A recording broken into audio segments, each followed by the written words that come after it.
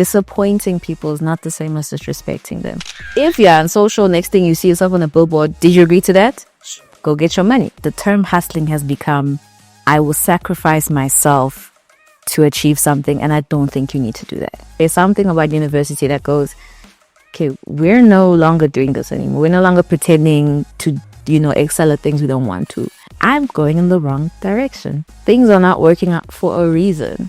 I mean, the campaign died, and it was such an important campaign to do, and it died because the world is becoming a scary place because we have a lot of TikTok doctors and TikTok psychologists, and you're making big life decisions over somebody's 30-second video. Even hip-hop, you don't mess with Aries' slimes, Brands who are using Amapiano have no business using Amapiano because creatives are in pain. A lot of people found creative careers from pain. We lived in Europe, actually, in Holland as a family. My dad had a job there. Welcome to the Millennials Corner, where most of us are lost in the trends.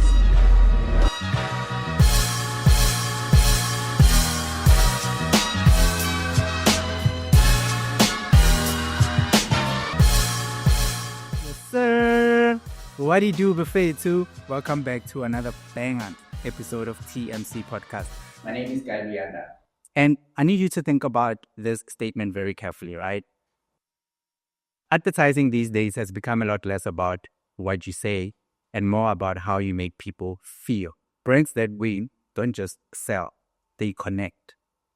So if you work in advertising and would like to learn something new, or you're just an enthusiast looking for or creating some stimulation, this is the video for you.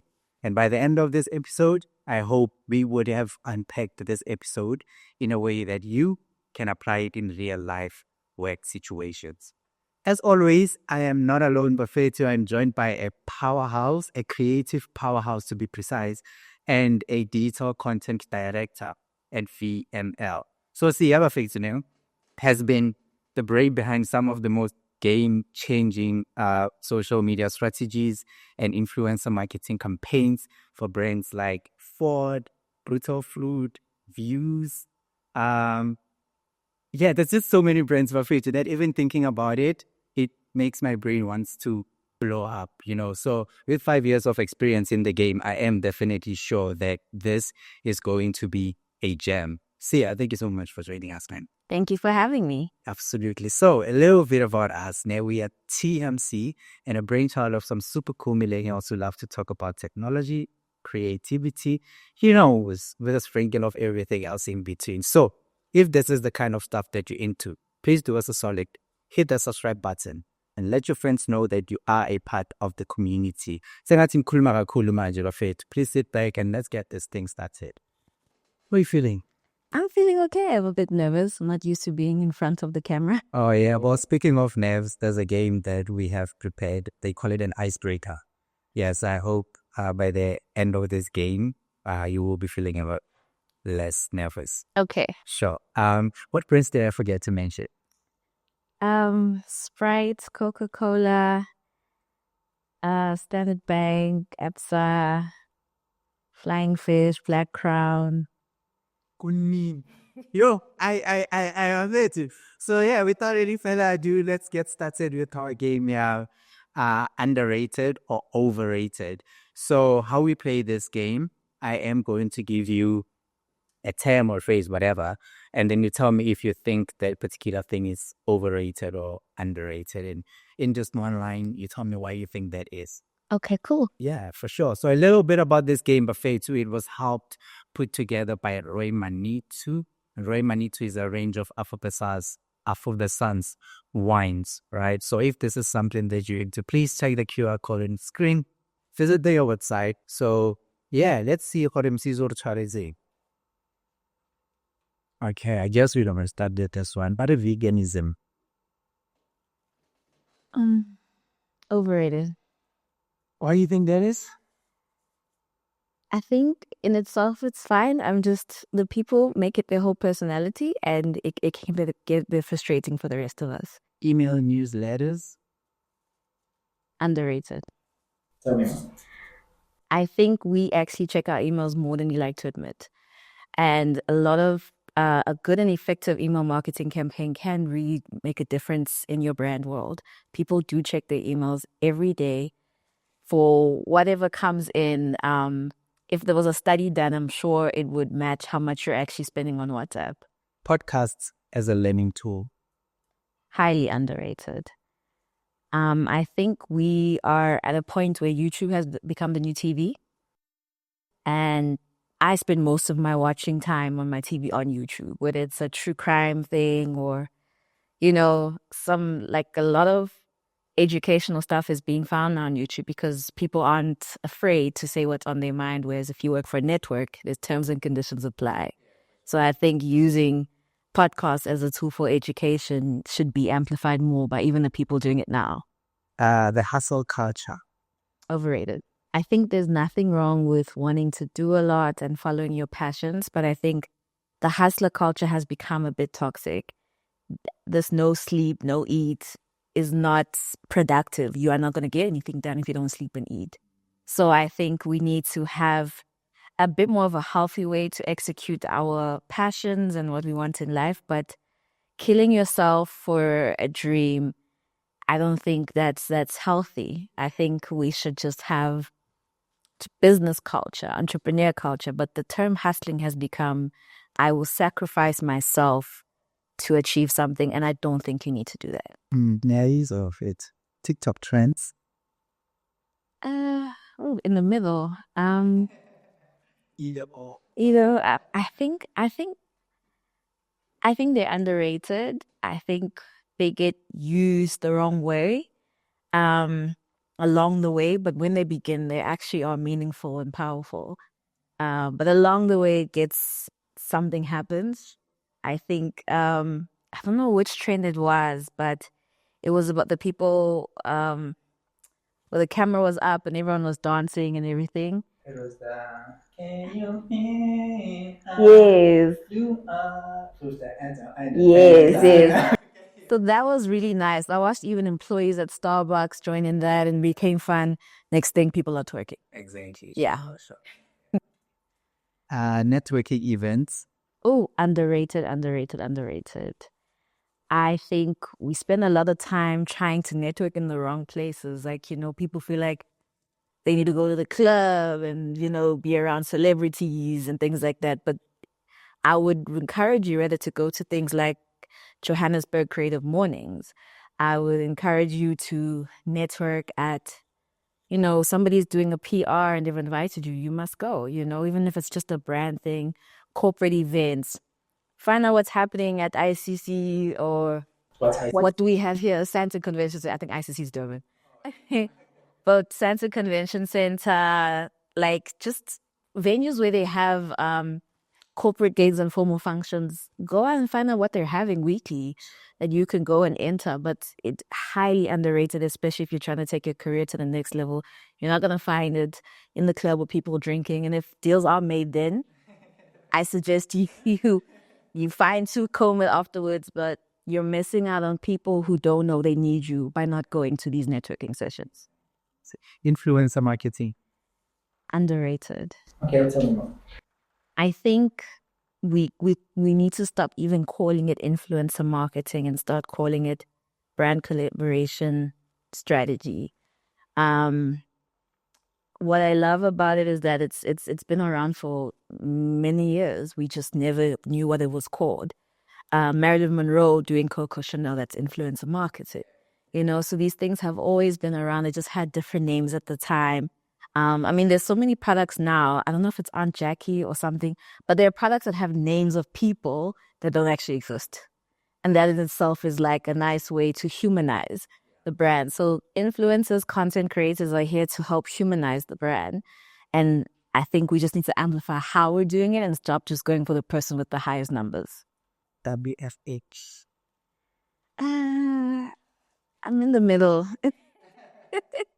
I think it depends on what you need to do. It's underrated for those who, let's be honest, not every 9 to 5 is keeping us afloat these days. So people, they can work from home and be able to wake up at 4 a.m. without worrying about being on the road and knocking out their day so that they can, find something else to do during the day. I think it's underrated actually, because now if you are productive with it, because I don't think people understand that they can really take advantage of this, you will be able to finish a new qualification. You'll be able to start a small business and do your 9 to 5 if you use your work from home really well. Yeah, sure.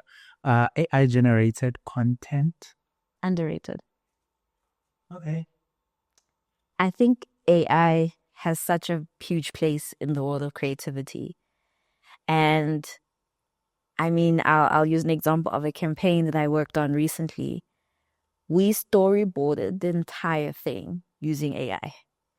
And we were able to get exactly what we wanted from the production house, because AI now allows you to put in details a reference image from Pinterest couldn't do before. We don't really have that many illustrators anymore. So our designers and art directors, of course, are our storyboarders and all of that. So AI generated creativity is there to help support the work process. It's not here to replace anybody. And I think we could really use it to amplify the work process. And the world's getting faster. Clients are getting more demanding. I think AI is going to really help us with that, because they're not going to get any less demanding anytime soon. So the idea of working or having a luxury brand in your portfolio. I'd say underrated. Okay. I think you should have one of everything in your portfolio. I think you should always branch out your skill sets. I have worked on a psychedelic rock band type of brand. And I don't know anything about that. The experience though was absolutely amazing. And because of the knowledge I had there, when I started moving into the car world, Yeah, for sure. I think it's important to work on as many type of brands as possible, from the I only have $1 million a year brands to the big, we call them the Beyonce brands that keep the lights on. But a luxury brand could teach you a lot, just as much as, any other brand. Thank you so much for doing that with us. But fair too, this is how we come to the end of underrated or overrated. Absolutely hope you enjoyed it, because I did. I hope the ice is officially broken. Yes, it is. Yeah, for sure. So, okay, let me put this back. Is this where it's supposed to be? We're good? Oh, yeah. Sharp. So, yeah, man, like I said, thank you so much, for taking the time out of your Sunday for us to do this with us. We absolutely love it. But, when I do these kind of like chats on the podcast, I usually like to start by understanding if where you are right now with the work that you're doing, do you feel like you're living in your purpose? I'd say yes and a bit of no. Yes, in that I do believe I was born to be a creative. I think that was inherently put on my life before I was even thought of, because it just comes so natural to me. I do want to see where other worlds I can place that creativity. I know as creatives, we feel like advertising is, where it starts and stops. But I would love to see where I can take it. I love coming up with ideas, but I think my purpose is helping other creatives create. I think I'm more passionate about creating safe spaces and being the right type of mentor. Right now, my biggest passion is actually creating systems for creatives to thrive, because we've got the ideas, we've got the talent, and sometimes the way in which we work, we've got the AI, but how do we make the world a healthier place for creatives to create? Love to hear that, really. And because you want to be that person to other creatives, when you were starting out, who was that person for you? A lot of amazing women, actually. I think my first job was an intern at Cerebra. And I had my mentor was a senior copywriter at the time, Danny. She was my safe space. Whatever I didn't understand, or any issues I even had with the way things are being done, or just not understanding process, or, she was there to guide me, and in that, I just gathered more and more amazing women along the way who just made a safe space for me and helped me grow and pushed me and challenged me and would put my names in rooms that I didn't even know, I was being talked about, to a point where I think I had gone to Draftline agency just temporarily. It was kind of like Cerebra and Draftline had a bit of a partnership with some of the people working there were kind of working at Draftline. So but it's almost the same vibes. In football, they loan you to a Yes. felt like game time. yes. So they told me that I was only supposed to be a month or two, but another amazing woman, she was running the head of studio at the time, was like, no, we need to keep you, and then from there I met more amazing women, Tando Slimela, who's one of the amazing creative directors, an amazing creative female leader, so I've had people give me a safe space. I don't have any, bad feelings about, previous mentors or anything. So I know the power of a mentor. It will take you further than you ever believed. Just a really, really good mentor. Just someone who cares. Nah. Yeah. I really love to hear that, because I think a lot of people think for someone to care, it needs to be someone you personally know or have known for a long time, maybe a family member or a close friend. And it's crazy that how LinkedIn, I actually want to talk about this a little bit, how LinkedIn has actually created a space where you can meet new people who wouldn't mind investing in your career growth, really, and when I looked at how I met you and most people who've been on the podcast, it was through LinkedIn. And that actually shifted my mindset so much, where I started looking at LinkedIn Tinda, where you see your age, are you my size, to how can I use this platform to actually advance my career and grow my network and engage with people who could actually push me, even elevate me, in this journey and creativity. And this is really amazing. So what's your feeling about LinkedIn and how it's changed how people connect and engage, especially professionally? I think it's such an amazing platform, and I think people are not using it enough. Yeah. I think its purpose was always what you're doing with it. It's just that people just didn't really understand the power of LinkedIn. I know a lot of people like to send DMs on Instagram, trying to collaborate with other people. I can imagine, especially influencers and stuff like that. And people will always be like, oh, do you have, they'll try and get my clients to be like, oh, can we get an email of somebody in marketing for this? And I'm like, go to LinkedIn. Just send them a DM with their proposal, with your ideas. You want to collaborate with other people, go to LinkedIn. Okay, Instagram is folk share. Leave it. Don't do that. Go to LinkedIn, because I think especially for creators, I'd love for creatives to start, you're in the business of creativity, but you also need to be a business creative. Yeah. So LinkedIn is you doing B2B marketing. So you have to use it as possibly your greatest tool ever. Everyone's on LinkedIn. A&Rs are on LinkedIn. Marketing specialists on LinkedIn. I'm on LinkedIn. I look, content creators, I don't know, a lot of them don't have LinkedIn profiles. You should have an influencer profile LinkedIn way there. It could take you further than you think. Sometimes it's too intimidating for people to DM you to work on Instagram, but people are, you're going to be less scared to DM somebody on LinkedIn, because the purpose of the platform is exactly that. We're speaking about profiles and, people's titles. Your title is digital content director. When I saw the director, I thought maybe executive director. I was like, oh, okay. Then I did a little bit of research, then only to learn that is actually not what I thought it was. It sounded like a very new kind of title to me. So I would like to learn what that is actually. So if you think about it, let's say I'm 7 years old and I want to know, what do creative content directors do? I guess in my world specifically, I am in charge of all things social media creativity, from strats, design to rollout.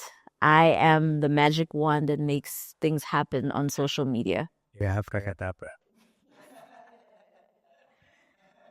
Okay, sure. So is there any, like, if where you are, if you were to think about any career advancement, so right now you are a digital content director, what's the ceiling for you? What could be next? And you can go any route you want to go. The most obvious route would be, going next to digital creative director, to then creative director, because that's a bit more broad. Digital is digital, but you could leap from content director to head up social if you want.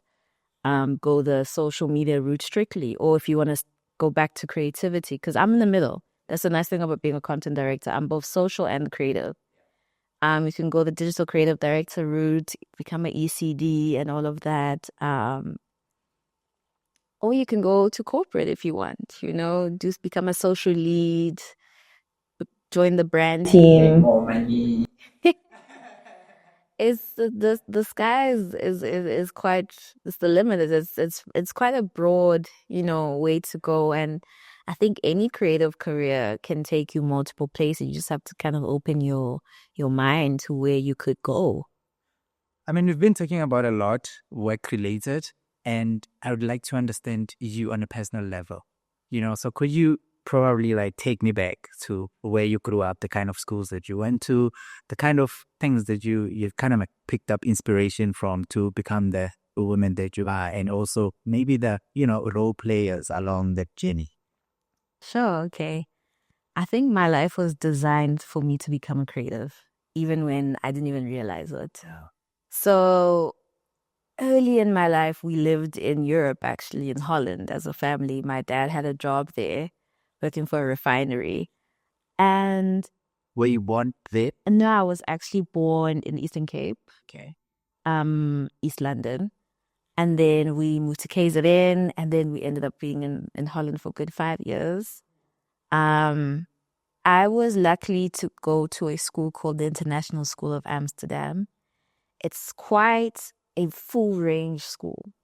There was gymnastics, there was drama, it was a full house of educational, material. That school taught me the importance of creative arts. It was almost a thing for you to have at least one creative thing you're doing, which is something I'm very passionate about right now in my life, which is showing the world just how important creative art is, from early development age as you become an adult. Those skills, even if you become a lawyer, if you did something creative, that will take you, very far. But yeah, at ISA, even as a kid, I was in school plays, school choirs. I've always been a dancer, so I was doing ballet. I was always doing something creative. I did everything, and I could do everything. I was learning how to play the piano, even though I quit at some point. But I've always done the creative things. But I was also an academic at the same time. But afterwards, we came back to South Africa, and When was this? this is around 2001. Somewhere there, and we came back, and it was quite a culture shock to come back. I can imagine. Yeah, I mean, the school I went to, there was no school uniform, and it was such a friendly environment, a happy environment. And then I come to South Africa, and I'm just like, ooh, what is this? Yes, I'm so angry. But being here taught me that I also like sport. I wasn't doing my sport that side. I was creative. And then I started doing hockey and stuff like that. But I was still doing dance classes, being in school plays or something. I always found the way to do something creative. For me, my first love of creativity will always be music. I grew up in quite a musical household. My dad was a CD collector. And we listen to everything. One moment it's Ringo, the next moment it's Sade, then it's Barry White, and then it's some random white band, Phil Collins. We listen to everything, jazz, also hip hop. So my dad he just loved music. So funny enough, he's quite a, a standard Xhosa father. Yeah. Loves 50 Cent. Oh, yeah? Loves 50 Cent. I don't know why, but he loves 50 Cent. And not many. He loves it. He loves it. To a point where, he bought the Massacre, right? The CD, because he's a CD collector. So I thought he bought it for me. And I remember going, thank you. And he's like, for what? Massacre is like an album? The 50 Cent's Massacre album, yes. The one with the bullet hole.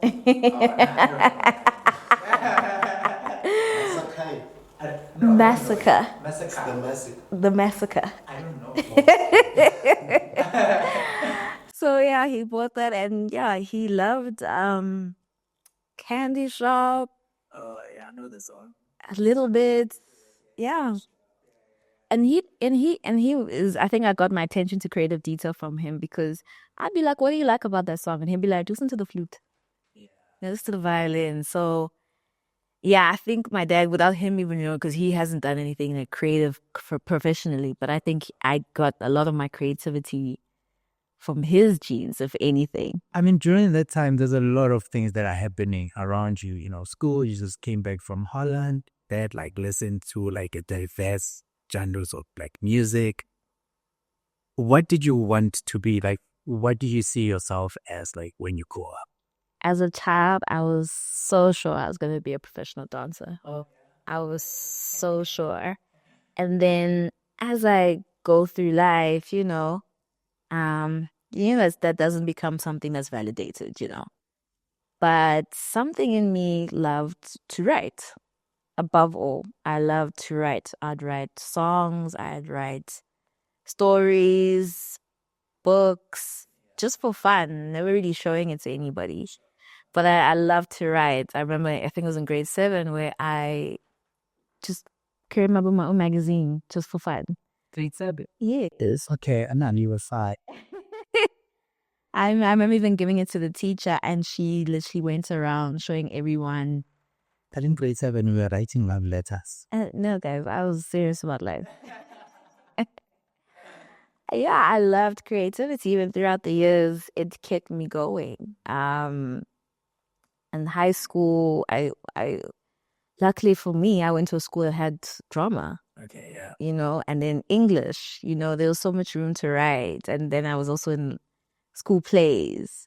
So creativity was always there. I just didn't know what to do with it. So along the way, you start doubting yourself. You start feeling like this is not realistic. No one's telling you that it's realistic. You're not seeing, there's no YouTube to show you that, what is possible at the time. So you're just in a small town, and your only options are something in finance, something in medicine, something in engineering.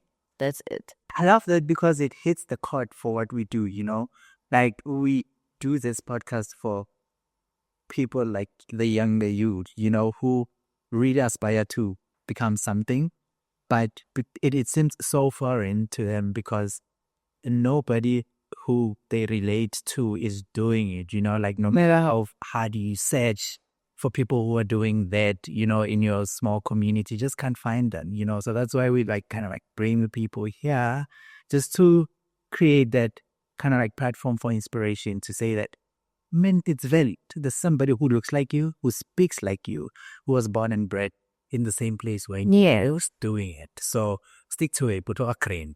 There's no problem. And all this happens to you. You get a job, your first job, where you were working as a contracts and procurement intern, right? Yeah. Yeah, it seemed very far away from the creativity that seems like you grew up in. And then now, how do you find copywriting? Because I think that's where you started, right? Yeah. Yeah. How do you find it, and how was it different from that job as an intern?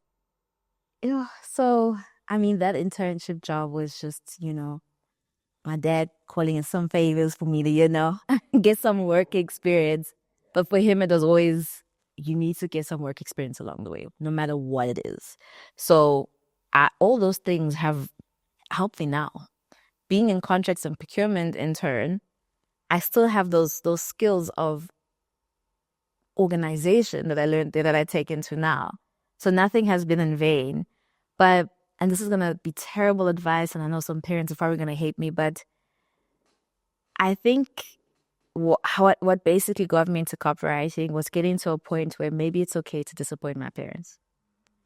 So the dream was me going into economics. Like that was the discussion. I'm going to be in economics or something along those lines, you know? It just wasn't working out, you know? I'm a very smart kid. I was an A's and B's student. Talk to me nice. And then when I got to varsity is different. Varsity, there's something about being in a university where you can no longer pretend with yourself. You can survive and get the highest of marks in primary and high school, but there's something about university that goes, okay, we're no longer doing this anymore. We're no longer pretending to, you know, excel at things we don't want to.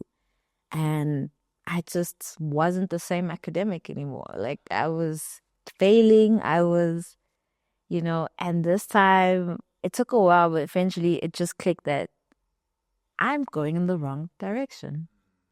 Things are not working out for a reason.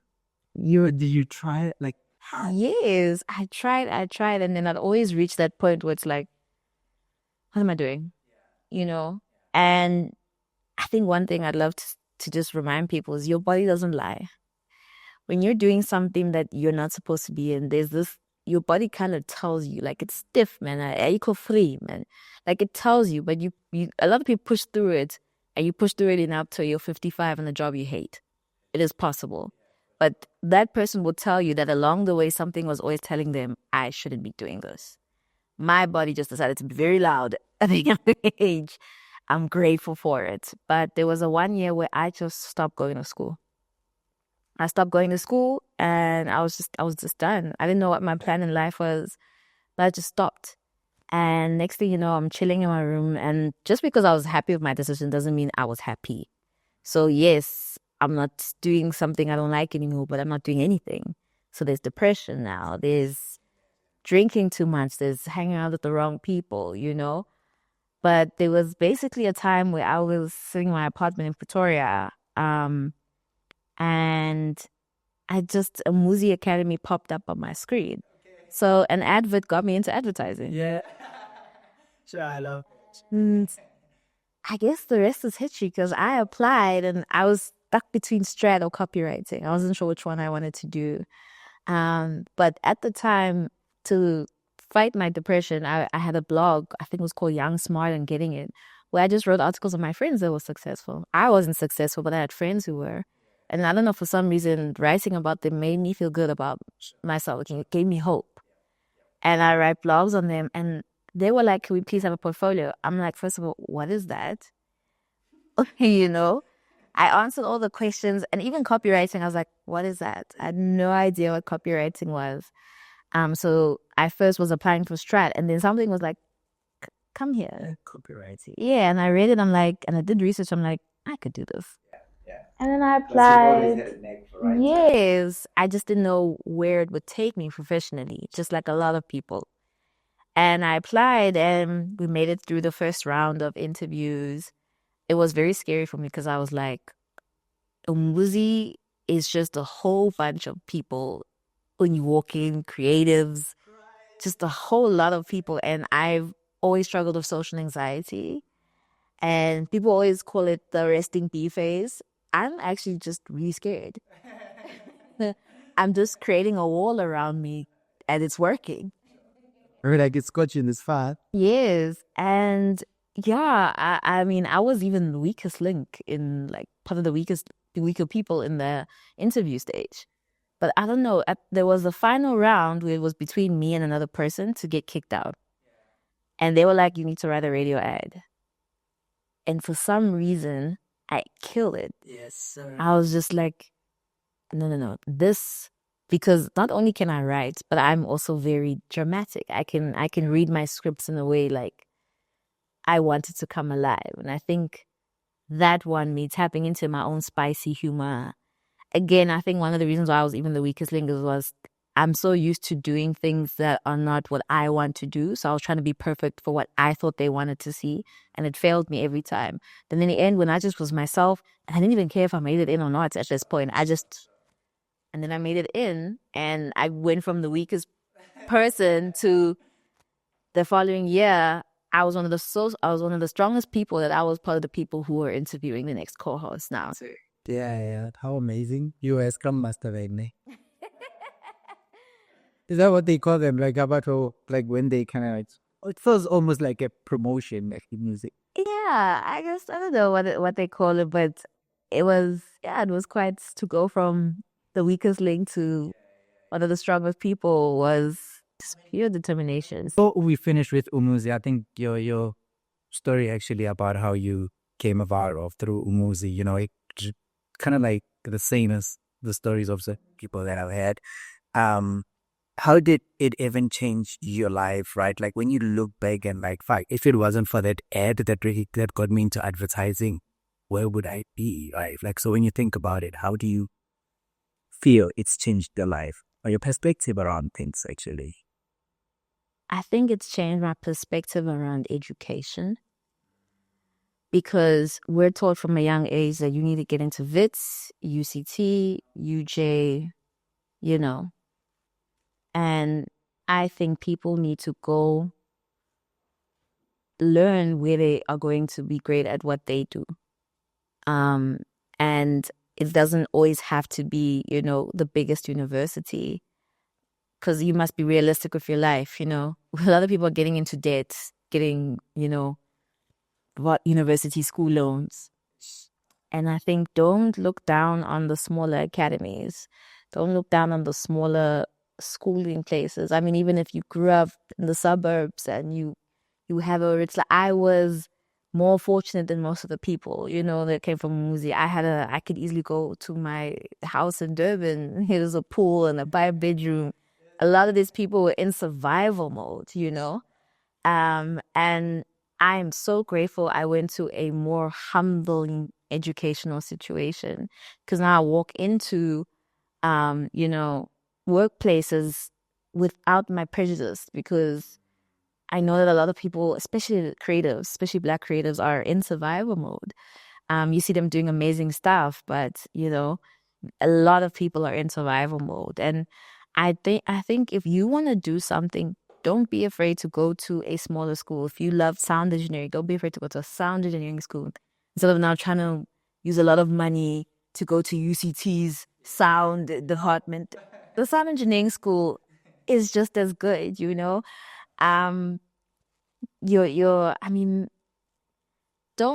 don't be afraid to do the smaller, more niche courses at this point. I know there's certain careers where you can't compromise. You can't.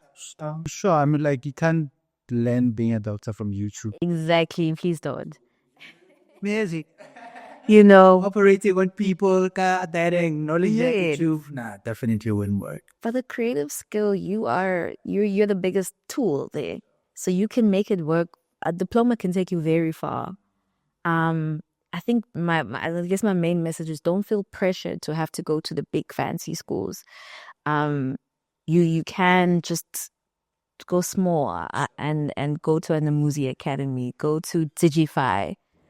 I mean, I resonate so much with what you're saying because, like, it feels more like the millennial generation, especially, and this was amplified, just when COVID started. In COVID, where you like, can I actually learn something that I can apply in real life? And these academies have offered exactly that.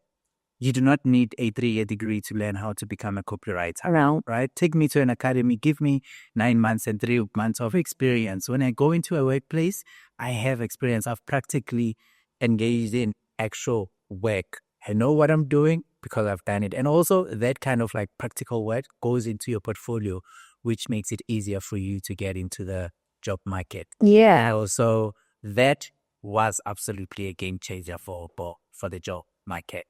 And speaking of like changing the game, and you say you actually want to be the bridge between brands and independent creators, right? So why are you so invested so much in that? And what do you think it would actually mean for the future of creativity and, marketing?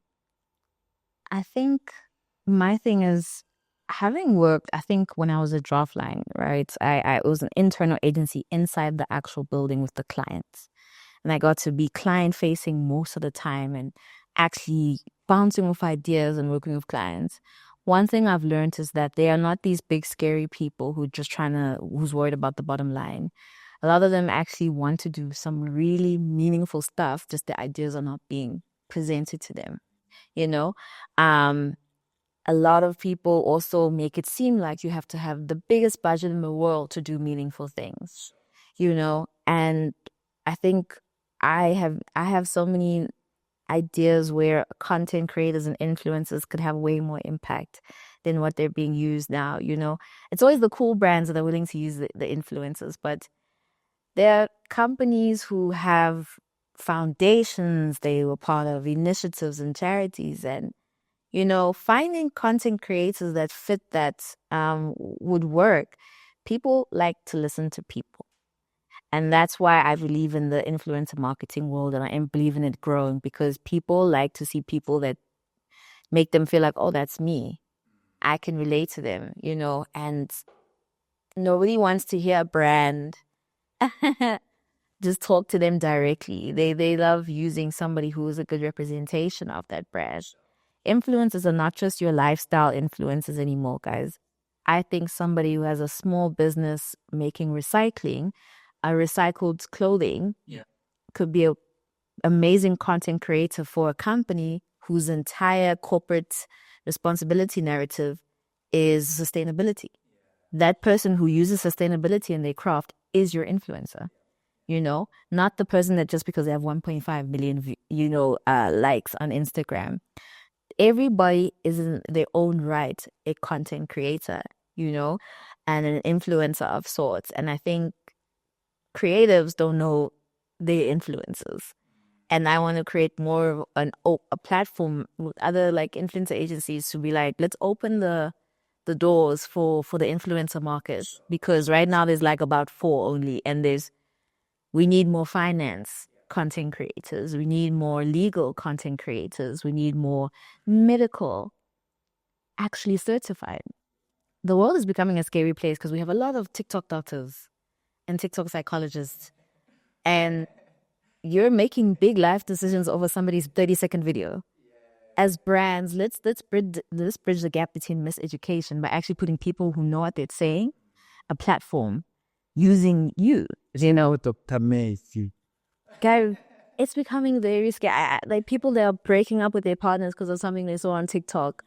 It's becoming mad, So I think now is the time more than ever for brands to give voices to those who will actually have the insights and the education to spread words on things, Yeah, I just love how you talk about, brands aligning with influencers who really drive a narrative that is more related to what they brand. Because I was actually just doing a little bit of a study around the elections in the US, right? Donald Trump won. And one of the standout things about Donald Trump, he did not depend very much on influencers. So he was his own man, his own thing. Whereas if you look at Camila's strategy, he did this big concerts, inviting people like your Beyonce's, your Megan Thee Stallion, doing very, very big concerts. People would come, right? And people would end up booing them, even the artists, because what are you talking about? Doing here when we talk about Thank you. affect real people Thank you. on the ground. Yes. These people are living luxury lives. For this campaign, you have paid them millions of dollars, and you want them to come here and convince us to pay for you when you take all the money that could be helping us, actually helping them improve their lifestyle, create even that gap between the rich and the poor, make it even bigger. I think that really hits home for me because I've seen it firsthand. And whereas with Donald Trump, it was him being him, he's created this image where he does not necessarily even need an influencer to win. Whereas influencer marketing was done, but it wasn't done right. There's people like your Dave Shapiro's, there's people like your Joe Rogan's. Those people, political views, we kind of like do tend to lean and agree with. And I think if maybe they had positioned themselves in like, okay, let's call these people who actually have like very strong, there's Russell Mama, this guy, I don't know, Russell, whatever, the guy on the Demi show. I think those are the people whose political opinion we trust, Right. because they say things that we want to hear. But over and above that, most of the things that we say kind of like relate to the people on the ground. Yeah. So yeah, I think for brands, for creatives, if you are in the advertising or influence advertising space, make sure that you don't make that mistake of getting a wrong influencer, because it might kill your brand. It causes so much distrust. That stuff people don't forget. We don't forget when you did something weird. We don't forget. And I mean, that's such a great point that you bring up, because I don't know who decided that we needed to bring in, you're Megan Thee Stallions and all of that, I see it, but I feel like there could have been a better way. For example, just do your research and look at who already has a huge platform that has already been leading towards Kamala, and how do we bring that person to the events? How do we guys, they might not have a lot of followers on Instagram, but we need to stop looking at Instagram as the only point of direction for an influencer, because there's a lot of people who have quite a lot of following on LinkedIn. I think for example, I'd love to use lecturers for a campaign one day. But even the other side is cool. Like for example, I remember there was a workshop I kind of did, or session, where I was explaining how brands could use music artists more effectively, because we can't deny the fact that a lot of music artists have loyal fans. They have very loyal fans. Especially the post-piano. Yeah. Piano, even hip-hop, you don't mess with Aries' slimes, But for example, I think a beautiful campaign that's possibly really needed is, how do we bring, for example, Kulichana, into a campaign for finance, and the importance of having a plan. He's still doing his thing, and it wasn't music. There's other things that he did along the way, How do we leverage musicians to get the youth to have life cover? How do we leverage musicians to inspire, because a lot of these kids, they're becoming artists and stuff like that, and then you pass away, and now the family is here asking for money, but you were a big star. Where was your funeral cover? Why aren't we inspiring the youth to get funeral cover? I think music artists have a huge role to play in things that are outside of alcohol and stuff like that. They have a huge influence, and maybe even teaching them along the way. Teaching artists the importance of having an investment portfolio. Teaching them the importance of having all these policies in place. Guys, you're a musician. Anything wrong can happen and your career is done. So where's your unemployment insurance policies? Where's your, you get sick, your disability cover? And those covers, you're paying just a few $100 and it could pay out for you to give yourself like 6 months to just figure out what's next. I think we have a long way to go with what the true essence of brand collaboration is supposed to be. I think teachers could be influenced. My favorite type of influencers are moms. I think they're the best influencers in the world. There's nothing a mom can't sell, because a mom is a real life, consumer. And always find the right people, do things that make sense. I really love, I forgot which one it was now, but I just basically, as brands, find people that make sense. We don't want beer brands collaborating with people who we know drink champagne only. That stuff gets very irritating very fast to consumers. Brands are still kind of like trying to find, the right influencers for their campaigns. I wanted to quickly move on to kind of like get a sense of what is it that that kind of like stands out for you working with these big name brands. Like, what do you find most fascinating about that process? I think every brand is a different experience. I think my favorite brands are with clients who acknowledge that they don't know what they don't know. The ones who are like, teach me. Sure. I love those clients. Not the naked top. Yeah, Clients. I don't enjoy them at all. But I love clients who don't get it and aren't afraid to say, I don't get it. And aren't afraid to say, like, how can we make this better? You know? And aren't afraid to be like, this is how it's always been done, but I want to do something different. Can you guys help me? Clients who understand that this is a partnership and it's a collaboration and it's not we are the small guys where you can just tell us what to do. Yeah. You're not going to get the best out of us if you treat us like we're paying you, so do it. Yeah. You're never going to get the best work. The most dope stuff you've probably seen out there was good collaboration and trust. And clients were just like, what's the idea? Let me find the money. You know, my favorite clients will always be the ones who want to spend on marketing, of course. And yeah, those who I love brave clients. Yeah, for sure. I love brave clients. I love clients who aren't afraid to get in trouble internally because they believe in an idea. But there's probably like a lot of things that you have learned during, this journey and, like working as a creative. What would you say are those skills? And for somebody looking to actually become a creative and work on big brand campaigns, what would you say are the skills, that kind of like qualities they would need to have in order to win? I mean, obviously creativity. Yeah. I mean, just make sure you just make sure you actually are creative.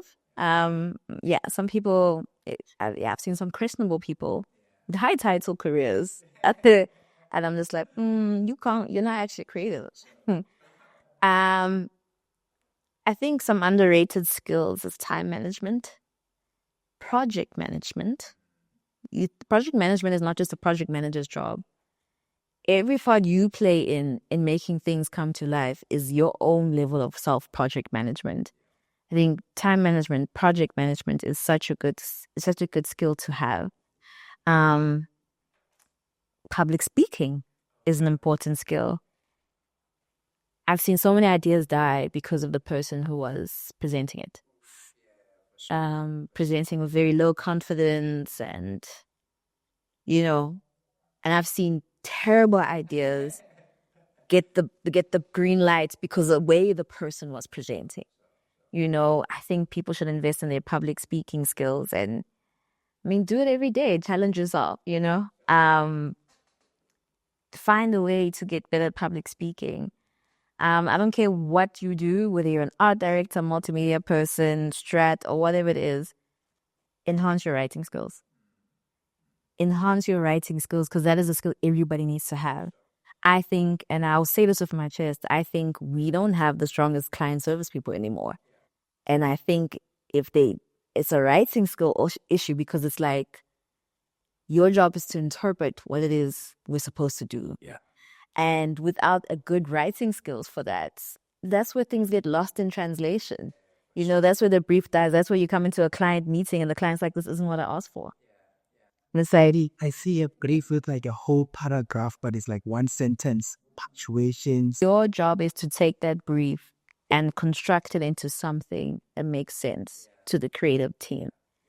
And it's gotten to a point where I've even started learning how to write briefs, just in the name of giving my team direction, because I think I'm not going to just, if it's my team, at the end of the day, I need to do something, But I think, everybody should have strong writing skills, no matter what's creative, even as a designer, so that when you see the copy, you can be able to be like, this ain't it. Yeah, for sure. You have the right to also just be like, this ain't it, No one's going to be afraid to tell you your designs on it, So I think also just leadership and proactivity, if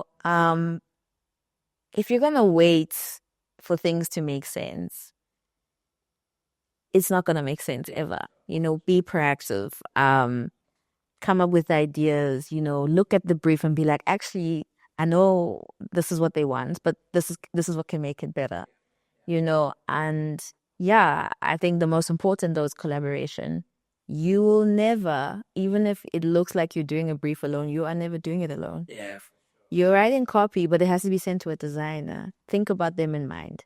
Even if you have to have a session where you brief them, this is what I wrote and this is how I envision you doing it.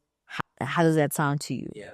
Collaboration is key. I don't care how beautiful your portfolio is, what your years of experience is. When I notice an uncollaborator or someone who's terrible with team dynamics, they have to go.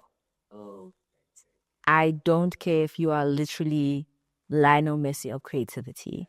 If you do not know how to work with people, I don't need you. Yeah, for sure. I think that's a very underrated skill, and being able to work in a team, and I think you can practice it with like simple things. Even if you're working on like small time projects and you are basically like responsible for doing everything, just having someone that you can like, run that idea through and really be willing to take feedback. That's also one of the underrated dating skills, I think, in the creatives.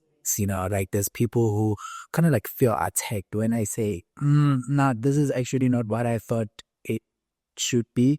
Then you feel attacked. Then you now start feeling like, nah, this person doesn't like me. Like, what's your take on that? Like that quality, actually being able to really take feedback with your chest. And I think it's such an important skill to have, and at the same time, I understand why a lot of people don't have it. And I mean, this goes into a deeper issue now, but I mean, I'll speak on behalf of Black, people. We don't grow up in homes where we were allowed to speak. Most of us didn't grow up in homes where your voice mattered and your opinion mattered, because a child must be seen and not heard, Even as you get older, I mean, you still feel like you're not heard, and stuff like that. So now, because you grew up in an environment, feedback is always an attack to you. So I guess my biggest encouragement in that is unlearn that. If you need to go to therapy is expensive, I know, but once a month could even make a difference, But I think a lot of creatives don't understand how much their childhood life has affected their ability and how they show up, I have a lot of, like, I know when somebody's getting defensive. yeah. And I'm like, there's a bigger issue here. I'm going to talk to them on the side, And I think that's what I guess my message is more for creative leaders, A lot of the people in advertising grew up kokasi. They had a survivalist life, They're probably still sending money back home. The little money they're getting, is still being sent to them. So a lot of people are in survival mode. So don't be quick to dismiss somebody that doesn't know how to take feedback. Teach them how to take feedback, I think also just have more feedback sessions so that they can get used to it, so that they're not just constantly surprised in reviews, I know a lot of people I know people who even review or present work very low, very down. And it's almost as if they're preparing themselves for bad feedback. They're preparing themselves for us to be disappointed, And I always tell people, your job is to create. Let us say no, but don't say no to yourself. Bring the idea. So what if it gets bombed? It doesn't matter. Your job is never to say no to yourself. You've got your creative directors and your clients to do that. We live in a world full of no's. So the last person who should ever be saying no is yourself, to yourself. But I think we have a bigger issue in that there's a lot of people in pain in the creative industry, and just maybe a little bit more empathy could go a long way. But I cannot deal with people who don't know how to work with people. Yeah, I got that. So it's a therapy, because like there's childhood trauma that we try to link, and it comes back. Yeah, it does really. It does follow you. It's like this dark cloud that you just can't get rid of unless you go to therapy. So that therapy is very, very, very much underrated. So yeah, if you sometimes get triggered when they give you bad feedback, you start feeling like this is toxic. Maybe I need to start looking for a new job. You don't need a new job. You need therapy, because people in life or in your career, you will not get feedback. People have been through different experiences, so obviously they see things differently. So if you can convince them, bro, the idea really doesn't work, just be graceful enough to go back and relearn, and so and I challenge agencies to have free therapy. right. VML has free therapy. Can I? Or just for improve? It's just for employees, but I have seen it change lives. I have seen people improve because of that. Creatives are in pain. A lot of people found creative careers from pain also, and I think we need to start taking the mental health as part of the day-to-day. It should be part of your task and deliverables to have a therapy session once a month at least. I mean, I love that you also touching on mental health, right? I mean, advertising is such a high pressure career, especially working with big budgets, big brands, tight deadlines. It's a Sunday today. You are like, guys, I'm running late, had to do something for work. Like, how do you still prioritize your mental health while you're making sure high performance on the other side is also a priority? I use a free therapist at work. Number one, and number two, I've really just let go of this hustler mentality. I believe in slowing down. I believe in living slow. I start my Mondays with a bath. I don't shower on Mondays. I do a bath, bubbles, green tea, and R&B. I start my Mondays slow. You work from home on Monday? Yes. I make sure that my Monday, because Monday is when oh damn, I'm hearing it. So I make sure that the day where I'm going to have the most anxiety is where I take care of myself the most. So I do my Mondays slow, There's more to rest than sleeping, if you are working at the office, take your lunch break. Go outside and sit with each other. Sure. Get some fresh air. I'm terrible at that, though. I will be honest. But, don't forget to have a life. Don't forget to have a life. Oh, I love that because it reminds me of this phrase, but don't forget to make a life while you're making a living. Yes. Something like that. Yeah, because so concerned about, hitting the quota, meeting the deadline that you absolutely are neglect yourself. And you can't be super creative when you are neglected, because I think creativity comes from a place of calm and peace, So yeah, I mean, another thing I wanted to touch on is processes. First process for coming up with these campaigns, right? I'm sure it's no child's play. What are the critical stages that are involved, right? I probably know that this will be super high level, but when you start thinking about, okay, we want to do a campaign, this is a brief, you can maybe create a hypothetical in the brief. Just what would be the step-by-step process of coming up with that winning campaign? I mean, of course, we start with interrogating the brief. Yeah. We have to make sure we know exactly what it is that is expected, And if that's not clear, then you take what you're being asked and create a brief. There must be a brief. There must be a clear brief somewhere along the way, whether it's created because you guys are reading between clients' lines or whatever the case is, but there must be a documented brief in place that everyone can refer to at all times. Because that's where confusion comes in, when nobody has a brief that they can refer to for their deliverables and stuff. Then you choose. Then you start getting into who's the right resource for this. Yeah.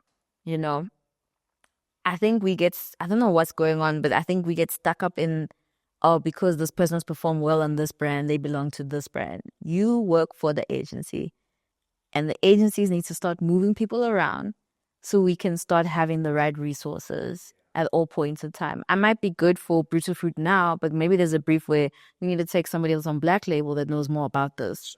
So making sure we have the right resources, right? Then we get into ideating, the brainstorm sessions and stuff like that. Reviews are so important. I've been noticing that reviews are being cut down. Less reviews, less this. It's more like, let's get to clients as soon as possible. But the reviews are so important, and I think we should start labeling what the review is for. This is a review to get where the team is at with their ideas. The second review, what's its purpose? Each review should have a purpose that can help people understand what's next. Okay, this review is coming up with a second option, or this review, various reviews. There should be like a proper plan for each and every single meeting that needs to happen, right? My thing is also, do not neglect the importance of a dry run.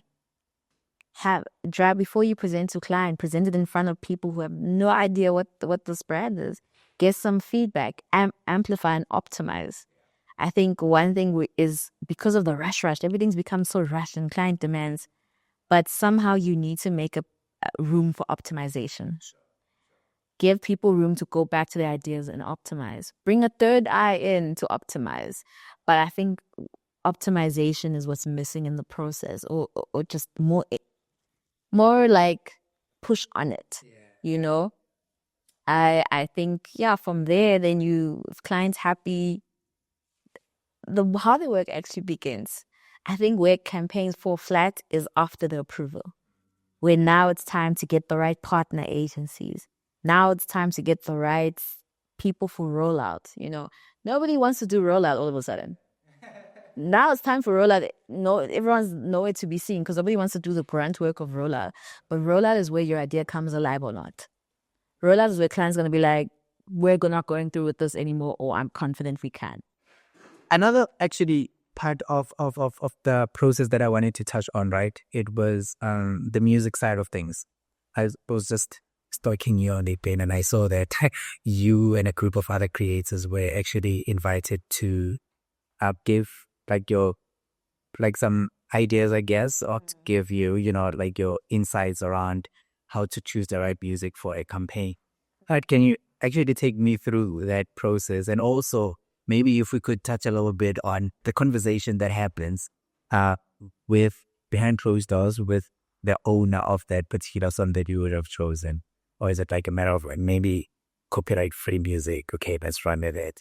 So, just talk me through that process. I think the first point is finding the sound. And you get the sound from... You got to ask yourself, if this brand was a song, what would it sound like? You've got to ask yourself these questions, you have to tap into the brand itself before you start looking to music, Is it giving high energy? Is it sultry? Is it sexy? Is it, that's why we have brands who are using amapiano, who have no business using amapiano, because you're not looking at who you are. For example, I would say, and they've used it so correctly, Standard Bank sounds like jazz. It's just, you look at Standard Bank, it's giving jazz. And so for them to have tapped into that was so well done, But you've got to look at your what are you standing for? Like, what are you trying to emulate into the world? And then you choose a sound from there. If you're trying to emulate high energy into the world, I don't want to see an ad with slow music, If your brand's all about high energy, the next thing you're using lo-fi, it's weird, But you look at the brand and you ask yourself, just looking at it, what does it sound like? Just what, look at Red Bull. What does Red Bull sound like? High energy, And they've tapped into that very well, Jägermeister also tapped into sound very well, that Uncle Waffles, vocalistic, it just makes sense for Jägermeister. Yes, it's piano, but they seem to understand we are grunge. So whatever music genres out there, we need to find the grunge version of it, and we collaborate. And they've done that so well, Perfume brands are all about escapism, feeling like you're somewhere else, luxury. I imagine that, and now we're hitting a hip-hop beat. Be honest with who you are first. We are, because you know how you build that brand persona? There's that part in the brand persona, we have those keywords. We are happy, casual, whatever those terms are. So if those are your brand persona lines, what do you sound like? Ask before you go and find the track. Ask yourself the brand you're working on, what does it sound like to me? When I look at this, what does it sound like? You know? I mean, yeah, well, now you have picked the song, okay, this is the song that we want to go to. Okay, sharp, it's approved. Then now, what's the conversation with the owners? So if you're not working on copy, write free music, because that's also a thing, there's platforms where you can actually find the right sounds that way. But I mean, if you're working on like a big client, isn't there limitations on, although it says copyright free, Yeah. but isn't there limitations? Because I know there's platforms like Envatos where you could buy music. Yes, it's copyright free, but you must still buy it. Someone must still buy it. So you have the license. Yes. You buy the licensing, you buy the usage rights because it's all there on those free platforms. No, I'm not saying go to YouTube when somebody says free track, you download music, you're stealing. You're actually stealing. Use the right channels, man. There's platforms for copyright free music that you buy, the license and stuff like that. So the same goes for the artist, So in our world, the producer gets involved. There's usually a production team that, will draw up a contract to negotiate usage rights and licensing music for that artist. But I do encourage artists to do that for themselves. Like, do your research and find out, artists, please get contract law, please, a short course, something. Guys, please know more about contracts than you do, because I'm seeing you guys are still getting, messed over. And we'll put you forward, but somebody else is doing the legalities, But I always like to check, have we gotten this person's usage rights? And usage rights is not just music, guys. As a content creator, for every platform they're using your face, you must have had agreed. Yeah, for sure.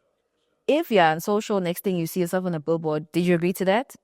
Go get your money, But yeah, there's lots of talks and conversations for how long even. That contract must be very clear. I'm giving you guys the rights to use this music for 6 months. Yeah. 3 months, 1 month, 2 years, that's theirs. So does that even mean, I mean, I guess that, those kind of like legalities would be in the contract, but does it mean if I say, okay, sharp guys, I'm giving you the rights to use this content, this music for like 6 months. Post the 6 months, everything else that's being published with that piece of content, should it now be put off the internet? it kind of works like that. Okay. It kind of, but I don't know. It depends on how they negotiate and stuff like that. But most of the times, it doesn't really get taken down. You just can't use it in something after that. Like for example, you post on social, you can see when it was posted and was it within the 6 months.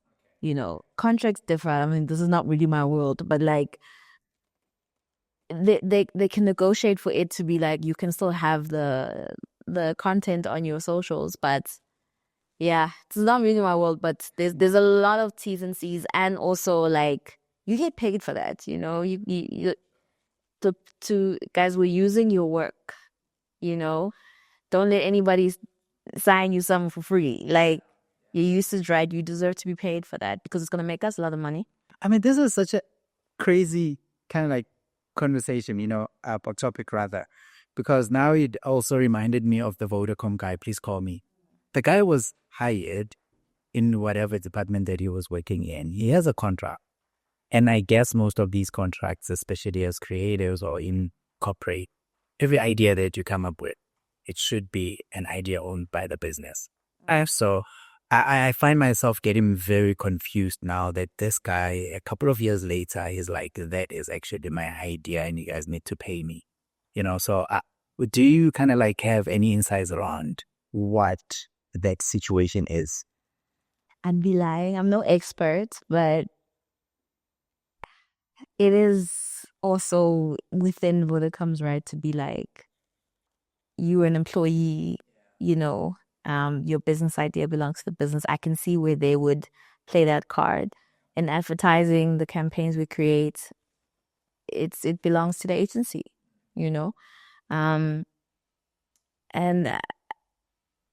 I don't know what's going on in that situation, but I can see where, he is deserved some justice. I think a lot boils down to ethics also. Like, yes, you have a contract and the business is in place and it says all these things, but what does ethics tell you? You can't possibly tell me on an ethics level you guys don't think you owe that man something. You know? So there was nothing he could have pre-done. Because how is he supposed to know when he signed his work contract that one day I'd come up with this idea that's worth so much? He wouldn't have known that when he first started working there. But yeah, I guess he's a great learning lesson of your ideas, sometimes, yeah.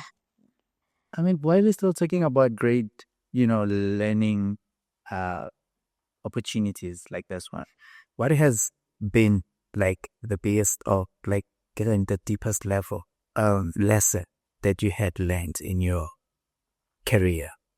Like kind of like a wake up call, or maybe you made like a very terrible mistake and you had to learn so much from that experience.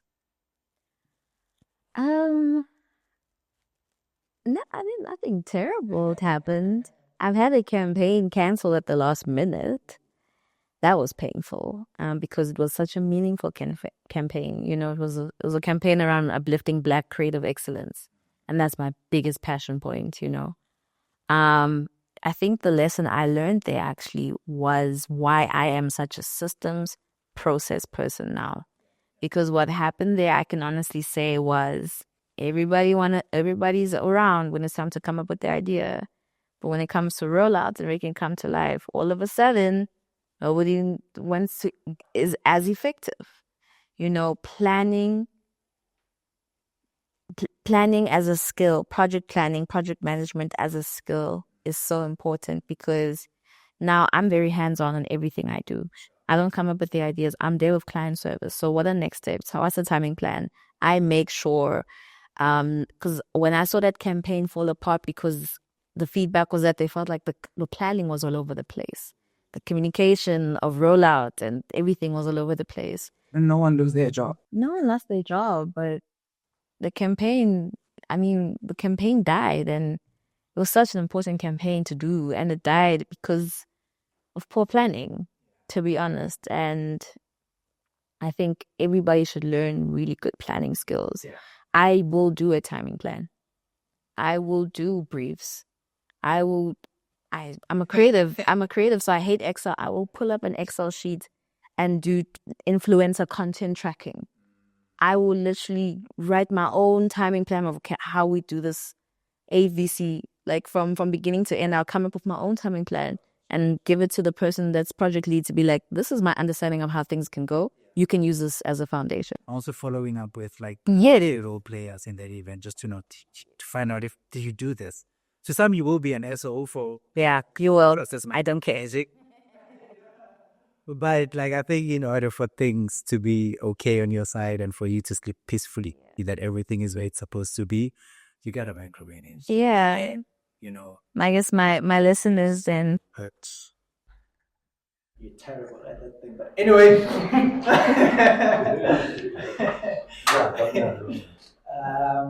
Yeah, man. I think the other question that I wanted to ask was around the future of creatives, right? What are the things that you see coming up in the creative space and that you are excited or okay, sharp, because of these kind of things the future of creativity looks so bright? I think first of all, guys, stop being afraid of AI. AI is coming into the creative world and it's here to help. It's here to I think it's going to be such a great support system. I think the future of AI and creativity coming together could actually be really beautiful if we really just learn how to figure it out the right way, because I personally am tired of going to stock photography and not finding the right people of color. AI is going to help us with that now, I think creative careers are expanding all the time. You can be a creative without doing the traditional creative stuff. I have a friend who's a digital trends analyst. She's using her creative skills to bridge the gap between data-driven insights and campaigns. That's a use of your creative skills. You can be a creative director and all of a sudden you decide, actually, I want to go work for an event agency. The way you come up with ideas for a campaign will be the way you come up with an idea of a festival experience. You could be a creative and go into teaching because you could come up with new processes on how teaching should look like. I'm very passionate about right now being part of the back end processing now, be part of operations, because I think creators, we need more stability in processes as much as creative is supposed to be freedom and stuff like that. But like, how do you create when like it's chaotic? How do you create when there's no place to have briefs? How do you create when nobody's taking the time to have the right resources for the job? Then you become the person who carries everything. I think there's so much we need to do from a creative operations world. But I just want to tell everybody out there that's a creative that you don't have to be in the creative professional world to be a creative, but tap into your creative instincts to make your world better. Oh man, that's so deep. It also kind of like takes me back to something like Pat said. But I mean, I'm not sure if you know him. He used to work for a creative agency in Cape Town. Kwanje was the creative agency. Kwanje was the agency MCs in Cape Town. I have no idea. Ogilvy? No, the one in Cape Town. Are they only based in Cape Town? Yeah, I think so. I think they are only based in Cape Town, right? OC used to work for the series, yeah. We'll just pop it up somewhere. But he said that, I mean, like, anyone can be a creative, whether you are a, creative taxi owner, yes. you are creative in teaching, you are creative in playing soccer, you are creative at anything you could think of. You're creative at being an accountant, like anything or any situation that requires you to kind of like solve problems. Think of that as an opportunity to be creative. Exactly. So it's not only limited to advertising. Traditional creative roles, yes. You know what I mean? Imagine if we had creative detectives. And we see a lot of that actually. Yeah. Like the documentary. It takes creativity to put these clues together. And imagine, like, I think one thing I want to definitely do before I leave this earth is do some sort of program or something where I think creative skills are not being emphasized enough in schools. We need to be having more drama as subjects, art as a subject. But if we can't have it in the schools, cool. Where can they go to express themselves creative? Maybe it's a summer program, a winter program. But the skill of creativity works no matter where you go. Imagine being a brain surgeon and not having creative skills when something goes wrong. It's your creative side of the brain that's going to put the pieces together with the logical side. I mean, look at lawyers. They have to go present themselves. Imagine how many people aren't lawyers because they lack presentation skills, which you could have learned had you done drama and school plays. So I would love to be part of the conversation of bringing creative skills into schools at early development ages, because imagine, like, and I'm probably going to get into trouble for this, but I'm a piano. As much as it's booming, sometimes the lyrics are questionable. Imagine if those people went to schools that allowed them to create like skills of putting words together, teaching people how to put words together. Because right now we're just creating for the sake of creating. But I mean, my favorite genre of music is R&B. That is so much craft and creativity that goes into writing songs like that. I listen to her. There's this girl called Flo. Okay. I'm loving the songwriters turn song people now. Leon Thomas. Flo also did like the Iconos concert, ne? No. They're a girls group from the UK. Oh. They're like the new 3LW now, the new Destiny's Child. I'm loving their music. I'm a huge underground R&B person, so I love the Color Show. I love also Soft at ZA. There's this platform called The Wooden Stool. It's local. It's South African. You can discover up and coming talent. I'm listening to a lot of local R&B people. Chris, RD, grab me. And also for that program that you actually want to work on, we are actually rooting for you. We hope it happens. And speaking of like rooting or maybe like hoping that the future is kind of like bright for people for, the upcoming careers, think about yourself when you were still starting out. Look at yourself, that younger you, and talk to them, giving them advice about what they would need to kind of like put top of mind if they were to be like you today. Believe in yourself and quantify that belief with research.